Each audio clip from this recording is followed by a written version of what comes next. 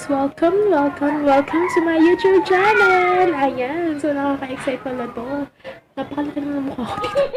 Ayan, so nakaka-excite pala to araw to kasi this is my first ever video here in YouTube. Ayan, so pagpasensyahan nyo na kung hindi ako ganun kagaling magsalita in front of camera kasi first time ko itong ginawa at nag-enjoy ako. Hindi ko alam kung bakit at pagpasensyahan nyo na din kung makikita nyo ang aking malaking mukha.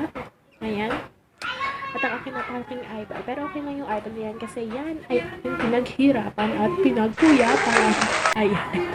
So, pasensya na rin sa mukha ko dahil yung mukhang yan ang pinakamagandang sandata ko sa aking pangatawan. Uy!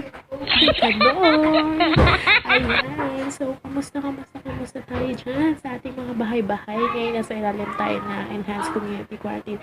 Sana okay lang tayo and sana na-enjoy natin with the family, kasama yung family natin. Diba yung mga time na hindi natin sa kanila na-consume dati. Sana ngayon, ito na yung chance natin para ma-consume sa kanila. And always, makinig na sana tayo sa gobyerno. Kasi yung, ito naman is para sa atin. And siguro para hindi na rin magpasa-pasa yung sakit. And para na rin naman sa kaligtasan natin. Ayan.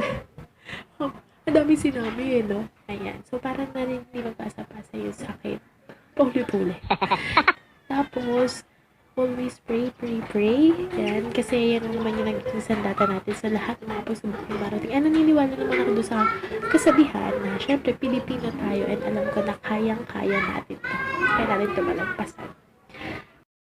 Ayan. So, dahil wala naman tayo masyado ngayon ginagawa sa ating mga bahay-bahay, isi-share ko sa inyo yung isang recipe gamit ang, ayan, Presto Double Choco. Tuturo ko sa inyo yung iba't ibang ingredients na ginamit ko and procedure sa pagbuo ng banana biscuit float. Kaya, ano pang inaantay natin? Tara na!